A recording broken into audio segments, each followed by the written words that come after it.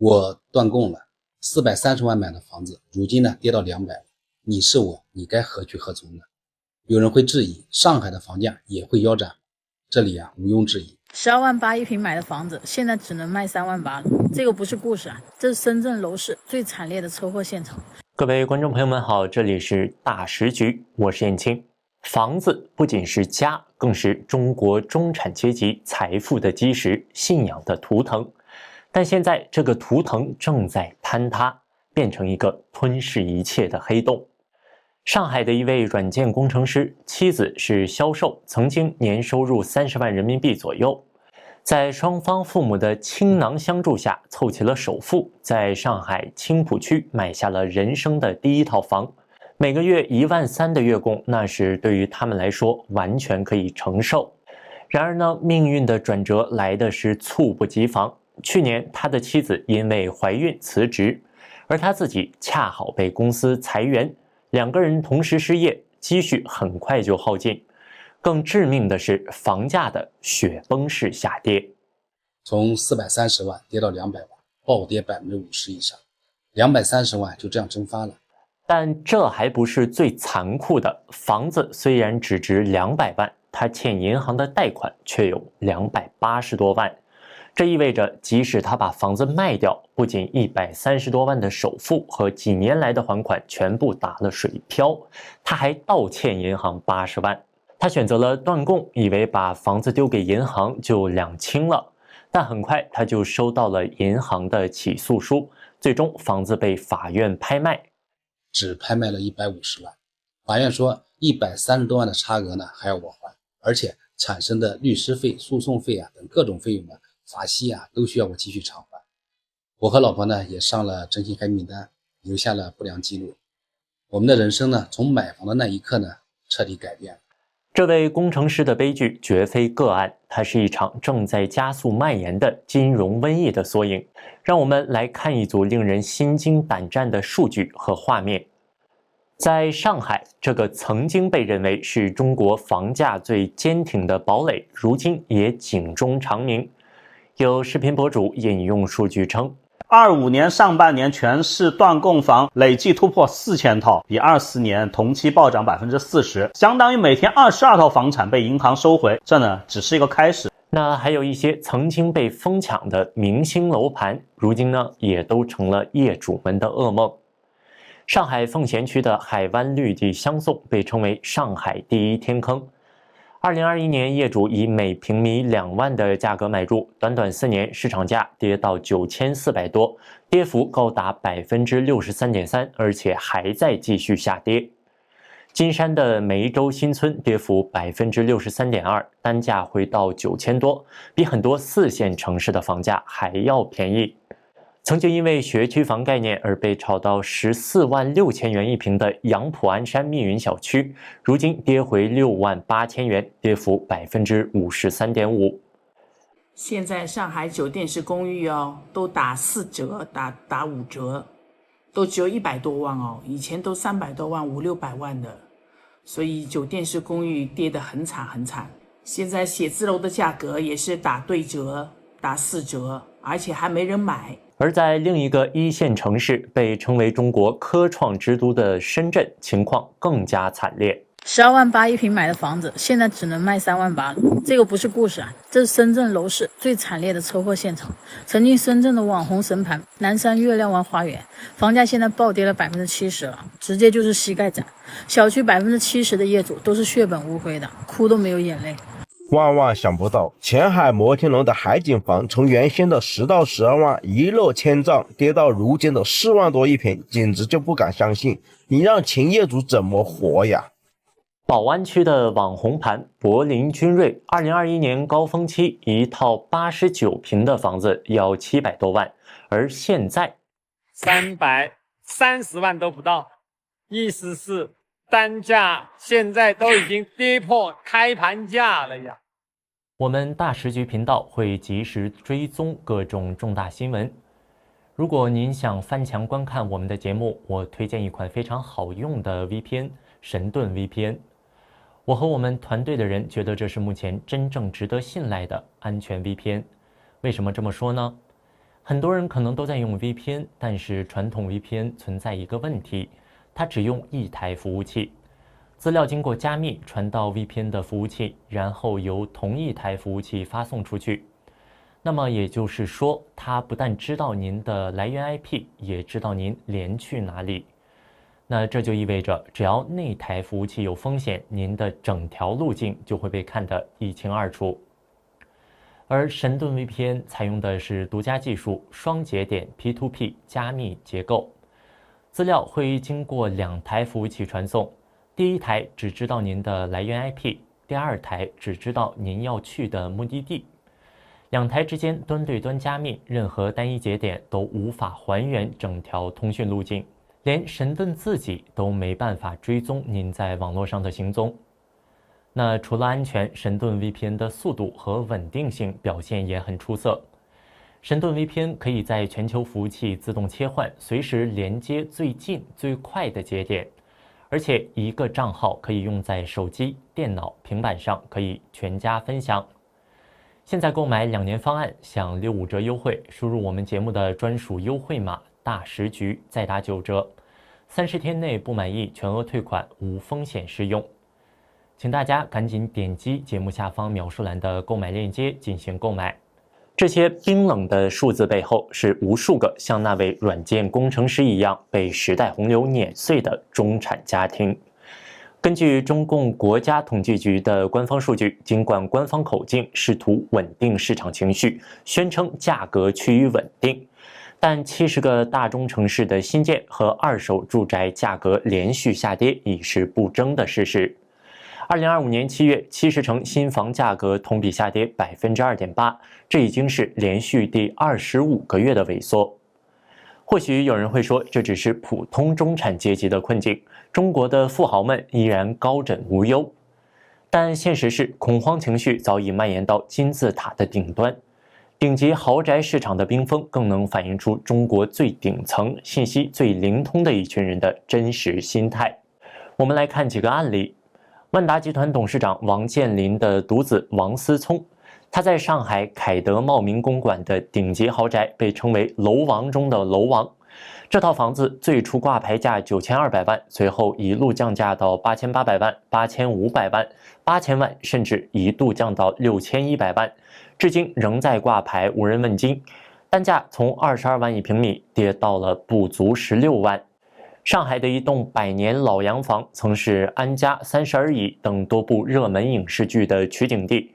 这栋豪宅在阿里资产平台进行司法拍卖，第一次起拍价 1.5 亿流拍，第二次拍卖起拍价直接降到了9666万，一口气降了5334万元。结果呢，无人参与竞拍，依旧流拍了。这说明了什么？对于能买得起上亿豪宅的人来说，价格本身已经不是主要的考量因素，他们不买不是因为缺钱，而是因为极度的不看好后市，以及对自身资产安全的深层忧虑。房地产这种重资产是高度不流动的，无法轻易的转移到海外。在当前中国政治经济环境日益收紧、不确定性急剧增加的背景下，富豪阶层的首要任务是去风险化。他们宁愿持有现金，或者想方设法的将资产转移出境，也不愿意再将巨额资金锁死在中国内地的房产之中。顶级豪宅市场的彻底冰封，是中国精英阶层用脚投票对未来投下的最沉重的一张不信任票。这预示着一场更大规模的资本外逃可能正在酝酿之中。房地产危机如同一个癌细胞，一旦爆发就会迅速地向整个经济体系扩散。当人们的财富被蒸发，消费能力被摧毁，其连锁反应将是灾难性的。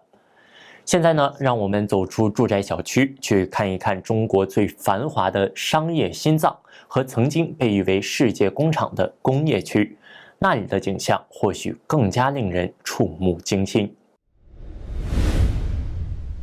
上海的南京西路和淮海路是中国商业的图腾，是无数国际顶级品牌的必争之地。然而，今天的景象却让人不寒而栗。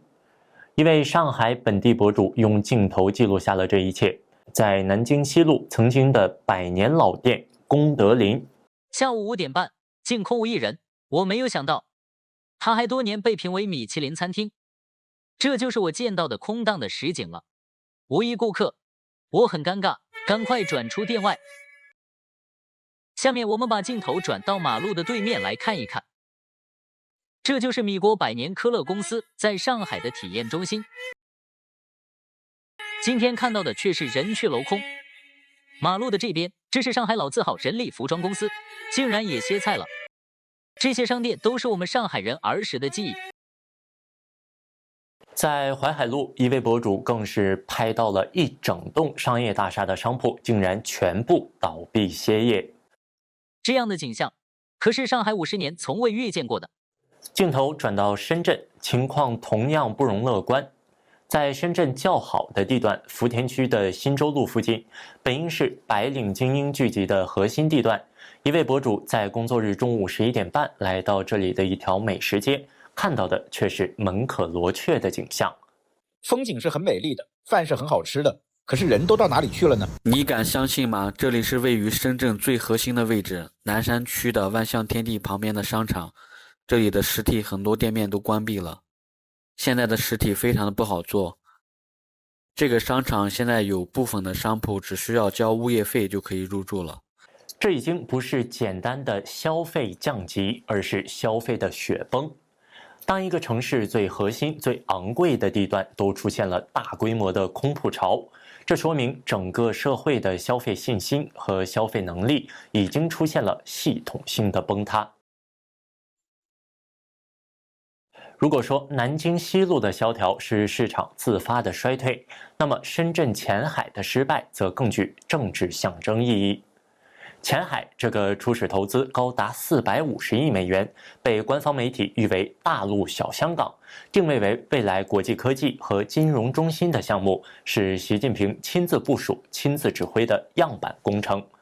然而10年过去了，这个被寄予厚望的特区中的特区，如今真实面貌是什么样的呢？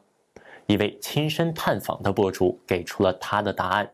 我现在在前海，我的感受第一个是什么？是空，空荡荡的空。他描述到，除了少数几个区域，其他地方走2-3分钟都碰不到一个人。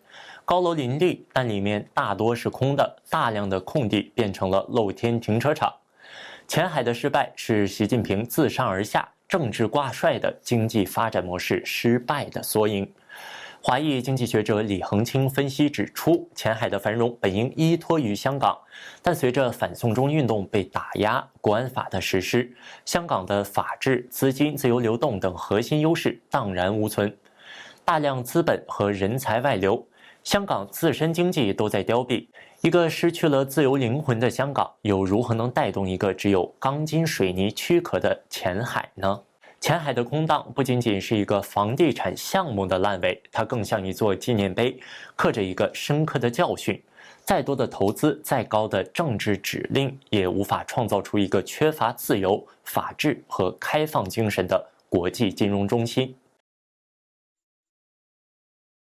商业的凋敝根源在于就业的丧失和收入的下降，而就业的基础在于实体经济，尤其是制造业。曾经以深圳、东莞为核心的珠三角是中国经济的发动机，世界工厂的心脏，但现在这个发动机正在熄火。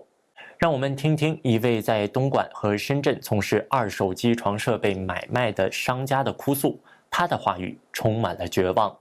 现在东莞、深圳这边是排队倒闭啊，哪有赚钱的工厂啊？70-80%都在亏本，能保本的都算优秀企业了。老板都在强撑，都在撑，都希望下个月会好，下个月会好一点，但是实际情况是一个月不如一个月。他指着满仓库的机器说，现在的机器满大街都是，甚至有工厂买了新机器还没开始用就倒闭了。以前周六来看设备的老板络绎不绝，现在一个人都没有。这段来自一线的真实记录，比任何宏观数据都更有冲击力。它告诉我们，中国制造业的寒冬已经刺骨，而宏观数据也印证了这一点。中国的制造业采购经理人指数 PMI 是衡量制造业景气度的关键指标，50是荣枯线，高于50代表扩张，低于50代表收缩。而近期的数据显示，中共的官方制造业 PMI 持续在50下方挣扎。例如，2025年7月为49.3，8月为49.4，都处于收缩区间。这表明整个制造业的活动正在萎缩，而中美贸易战将加剧这种萎缩。根据中共海关总署9月8号的最新数据，8月以美元计算出口总值年增4.4%，低于路透社调查预期的年增5%，也创下6个月以来的最低增速。路透社报道分析，中国8月出口增速放缓，主要受制于美国货运量疲软。报道提到，中国制造商正试图增加对亚洲、非洲以及拉丁美洲市场的出口，以抵消川普关税的影响。但没有任何国家能接近美国的消费力。美国曾经每年吸收超过4000亿美元的中国商品。路媒援引东方金城首席宏观分析师王清指出，出口回落除去年高基数影响外，还受美国与越南、欧盟、日本等经济体关税上调影响，全球贸易增速放缓有关。路透引述分析补充，美国总统川普7月威胁对经第三国转运的大陆商品加征40%的惩罚性关税，让市场关注大陆工厂能否持续找到美国买家。一旦关税超过35%，出口将承受巨大压力。展望未来，王清表示，9月出口增速或下探至0附近，因转出口、抢出口效应减弱，高关税继续压制对美出口，加之外需走弱，4季度出口增速料转负。这就会形成一个致命的恶性循环：出口订单减少导致工厂倒闭，工厂倒闭导致大规模失业，失业导致民众收入锐减，消费能力崩溃。消费崩溃又导致国内市场萎缩，进一步加剧了商业凋敝和工厂倒闭。这个死亡螺旋一旦形成，就很难摆脱。因为日本在经济泡沫破裂时已是全球最富裕国家之一，人均 GDP 高达25000美元，有雄厚的家底应对危机。中国人均 GDP 还不到当年日本的一半。这就好比日本当年是开着一辆豪华轿车掉进了沟里，虽然车坏了，但车里的人有安全气囊，车外还有完善的道路救援体系。而中国是开着一辆国产的廉价轿车，在没有安全气囊、没有保险，外面还是崎岖山路的情况下，掉进了更深的悬崖，两者的后果将有天壤之别。如果说前面我们看到的是经济现象的点和线，那么现在我们要把它们连接成一个面，一个描绘整个社会阶层结构变迁的宏大图景。文昭先生提出了一个极具洞察力的观点：中国经济正在退回1999年。这不是说高楼会消失，高铁会停驶，而是指一个阶层的集体消亡。那就是在过去20年里，作为中国经济奇迹最大的受益者和最坚定信徒的城市中产阶级，他们正在被一场系统性的风暴清零。为什么是1999年？因为那正是中国城市中产阶级大规模崛起的黎明前夜。2001年，中国加入 WTO 后，凭借廉价的土地和劳动力，搭上了全球化的快车，成为世界工厂。外资涌入，订单如雪花般飞来，催生了第一批中产。珠三角的工厂主、深圳的外贸精英、北京中关村的程序员，以及后来搭上房地产黄金20年快车的无数家庭。他们受过良好教育，对未来充满乐观，是消费的主力军，也是社会的稳定器。然而，创造他们的外部引擎全球化和高速增长，如今已经熄火。压垮他们的是3座新的大山。过去失业被认为是蓝领工人的问题，但今天失业的寒潮精准地吹向了过去最令人羡慕的高档写字楼。互联网、金融、房地产、教培，这些曾经创造了最多中产岗位的金饭碗行业，如今都成了裁员的重灾区。房产是中国城镇家庭财富的核心，占比高达70%。房价的暴跌不仅仅是账面财富的缩水，更演变成了一场流动性危机，也就是资产冻结。很多人发现，房子即便降价也卖不掉了，市场呈现有价无市的局面，他们的毕生积蓄被牢牢锁死在了钢筋水泥之中，无法变现以应对失业、疾病等任何突发状况。全国法院拍卖房的挂牌量持续维持在80万套的高位，每一个冰冷的数字背后都代表着一个中产家庭的破产。还有一批人，他们的工作暂时还在，收入看似不低，但生活却过得异常脆弱。一个年收入50万人民币的家庭，在北上广深这样的一线城市意味着什么？这笔收入需要支付高额的房贷、车贷，孩子从国际学校到各种兴趣班的高额教育费用，赡养双方4位老人的开销，以及应对突发疾病的医疗储备。林林总总算下来，一年能结余5万元就算不错了。他们的生活就像沙滩上的城堡，看起来光鲜亮丽，但任何一场意外的风浪，比如一次大病或者一次失业，都足以让整个家庭的财务状况立刻崩溃，迅速返贫。他们不是真正的中产，而是生活在破产边缘的伪中产。这3座大山从工作、资产、现金流3个维度对中国的中产阶级进行了一场立体式的绞杀。这场绞杀的背后有市场周期的因素，但更深层次的原因来自于习近平时代的政策选择。对科技平台、民营教培行业的毁灭性打击，对房地产行业不计后果的去杠杆，这些充满政治意图的铁拳，亲手砸碎了中产阶级赖以生存的金饭碗。这究竟是无心之失，还是一场有预谋的削藩？历史会给出答案。在过去，中国的中产阶级被视为中共统治最成功的证明，是其政权最坚实的稳定器。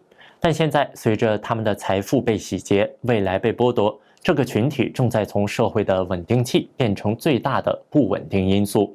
当一个社会的基石变成了流沙，接下来会发生什么？这或许不仅仅是一个衰退的冬天，而是一个漫长而严酷的经济冰河期的黎明。这里是大时局，感谢您的陪伴与思考，请订阅、分享并打开小铃铛，一起在动荡中坚守真相，在黑暗中点燃希望。